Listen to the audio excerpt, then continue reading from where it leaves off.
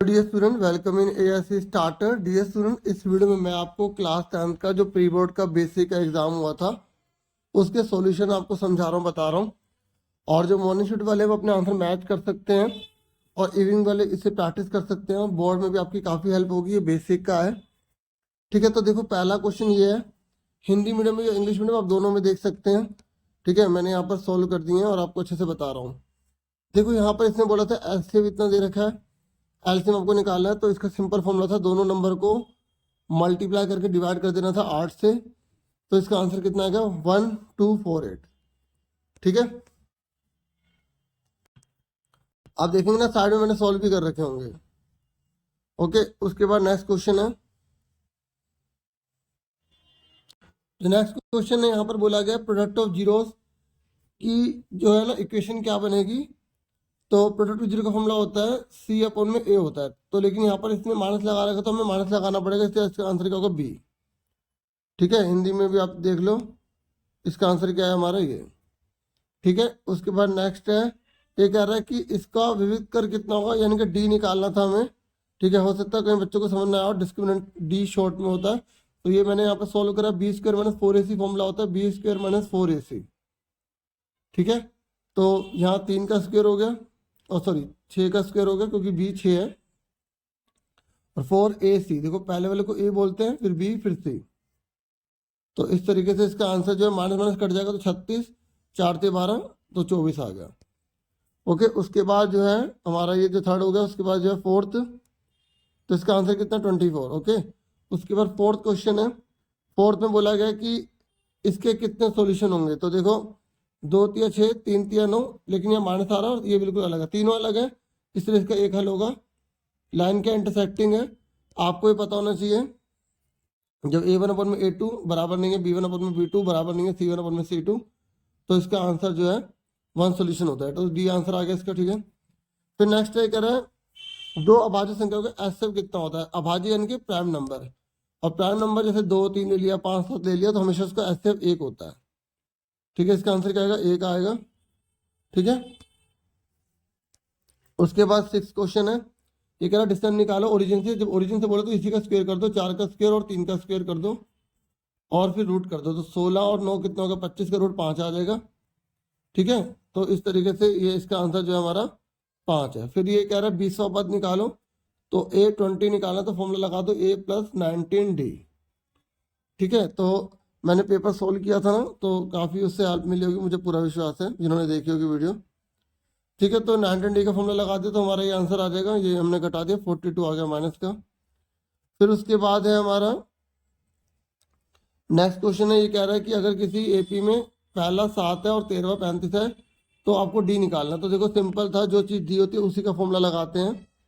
ए दे रखा है, a13 का फॉर्मूला लगा दिया, और ये हमारा सोल्व करा, तो हमारा आंसर कितना आ गया? 7/3 आ गया, आंसर आ गया, ठीक है। आप देख सकते हैं मैंने किस तरीके से करा, इसे मैंने लिख भी दिया था। ए की वैल्यू 7 थी, तो 7 इधर लेगा, ठीक है।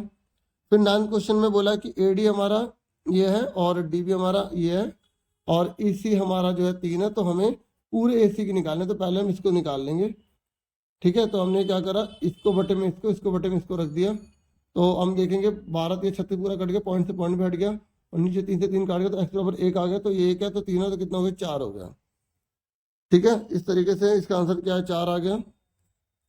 ऐसे हिंदी में भी वही चीज़ है, ठीक है।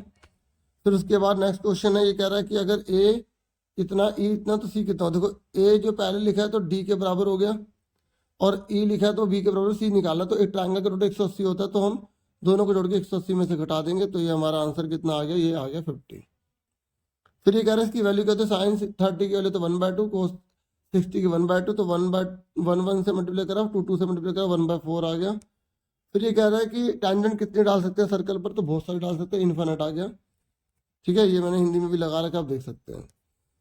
फिर ये कह रहा है 5 मीटर लंबी छड़ी ऐसे बनाना है आपको, ये सिमिलर ट्रायंगल से आपको करना है। 5 मीटर लंबी है और छाया 2 मीटर बनती है, अगर 12.5 हो जाती है, ठीक है, तो यहाँ पर ये कितनी हो जाएगी?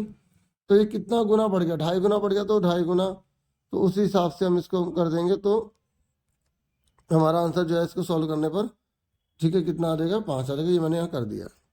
अब ऐसे भी कर सकते हो, 5/12, 2/x क्रॉस मल्टीप्लाई करके कर सकते हो, इस तरीके से भी कर सकते हो, आपका आंसर 5 ही आएगा। फिर ये कह रहा है इसकी वैल्यू निकालो, टेन 40 की 1 होती है, कोस 60 की 1/2 होती है, तो इसका स्क्वायर कर दिया 1 और ये 1/4, तो एलसीएम ले लिया 3/4 आ गया। ठीक है, ये आंसर आ गया हमारा। और ये हिंदी में भी ऐसे ही था, इसमें कोई दिक्कत नहीं थी। ठीक है, उसके बाद जो है नेक्स्ट क्वेश्चन, फिर देखो यहाँ पर इसने बोला है कि ये बुक का क्वेश्चन था एपीबी।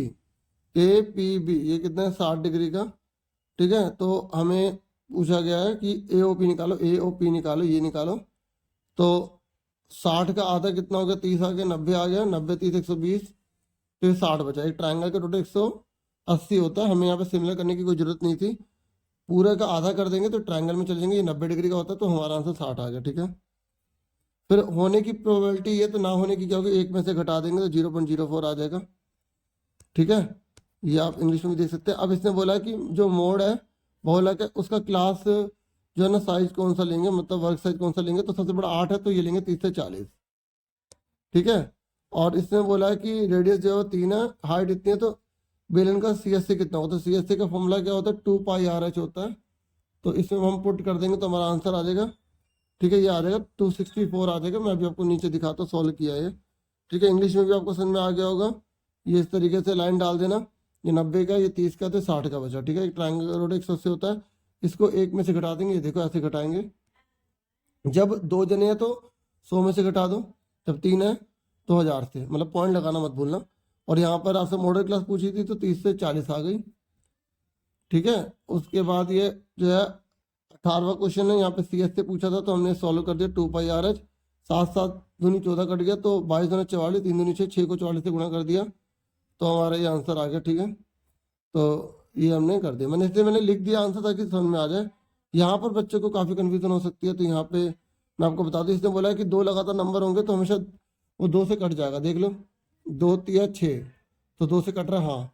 4 और 5 ले लो, 4 पंजे 20, 2 से कट रहा है, हमेशा कटेगा, बिल्कुल ट्रू है। ये कह रहा है 196 के जो पावर्स आएगी उसका टोटल 4 आएगा। ठीक है, यहाँ पे इंग्लिश में भी पढ़ सकते हो आप, इंग्लिश में पढ़ लो।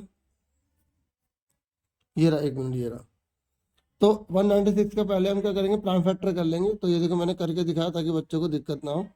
तो ये देखो, तो 2 कितनी बार है, 2 बार है, और 7 कितनी बार है, ये भी 2 बार है। तो अब आप देखो ऊपर जो पावर है दोनों को प्लस कर दो, 4 आ गया। ठीक है, तो पावर को हम प्लस कर देंगे, ये देखो पावर को प्लस करना, पर क्या बताओ, क्या पावर प्लस होने का कारण ये ऊपर वाला है। ठीक है, तो रीजन सही नहीं दे रखा, मतलब ये जो चीज़ है वो इसकी वजह से नहीं ना, तो दोनों ट्रू है लेकिन रीजन सही नहीं है, तो इसलिए बी पर टिक कर देंगे। ठीक है, जब दोनों सही होते हैं लेकिन रीजन सही नहीं दिया होता, मतलब ये जो चीज़ है क्या इसकी वजह से होती है, नहीं ना, इसलिए बी पे टिक करेंगे। ठीक है, और ऐसे इंग्लिश में भी है वही चीज़ है, इसका आंसर क्या है, बी। ओके, फिर हमारा ये नेक्स्ट है। तो इसने बोला है कि ये अगर किसी द्विघात घात के बहुपद के शून्य का है तो ये इक्वेशन बनेगी। और ये कह रहा है कि किसी बहुपद का शून्य की वैल्यू, ये फॉर्मूला होता है, चेक कर लो, देखो दोनों को जोड़ के देखो, दोनों को जोड़ोगे तो 5 आ रहा है, दोनों को मल्टीप्लाई करोगे तो 6 आ रहा है। तो ये जो चीज़ है ना, ये इक्वेशन इसकी वजह से बनती है, तो ये बिल्कुल ट्रू है, तो इसका आंसर ए आएगा। क्या आएगा, ए आंसर आएगा इसका। ठीक है, तो इस तरीके से मैंने आपको ये 20 तक सारे बता दिए। बाकी ऑफिशियल आंसर की भी आपको प्रोवाइड की जाती है। ठीक है, वो आपको जरूर प्रोवाइड की जाएगी। अब इसके आंसर के लिए आपको थोड़ा वेट करना पड़ेगा, बाकी ये जो क्वेश्चन है, तो बाकी के क्वेश्चन मैं आपको दिखा देता हूँ। बाकी ये इसलिए दिखा रहा हूँ ताकि नेक्स्ट ईयर के जो स्टूडेंट्स होंगे उनके लिए बेनिफिशियल हो जाएगा, वो इसे प्रैक्टिस कर पाएंगे। जो बच्चे फाइनल की तैयारी कर रहे हैं, इनिशियल वाले बच्चे हैं, उनको बेनिफिट हो जाएगा, और आपको भी जैसे दोबारा चाहिए होगा तो आपको भी बेनिफिट मिल जाएगा। ठीक है, तो आपने कैसा पेपर करा कमेंट करके जरूर बताइएगा, पेपर कैसा लगा। और जिन्होंने मेरी वीडियोस देखी होंगी वो, क्योंकि मैं वीडियोस कम ही बना रहा हूँ लेकिन जो बना रहा हूँ बिल्कुल यूज़फुल है, उनको कितना बेनिफिट मिला वो भी कमेंट करके जरूर बताइएगा, क्योंकि मुझे इससे मोटिवेशन मिलती है, मैं और वीडियोस लेकर आऊँगा। ठीक है, हाँ, मेरी जो वीडियोस हैं उसमें इतनी मतलब सिंप्लिसिटी होती है, ये है बस एक रीज़न। ठीक है, तो इसलिए आगे तक ज़्यादा तक पहुँच नहीं पाती, दूर तक। चलो जो भी है ठीक है, आप अच्छे से मेहनत करो, वक्त के साथ हर चीज़ अच्छी होगी। खूब मेहनत करना अगर आगे बढ़ना है तो।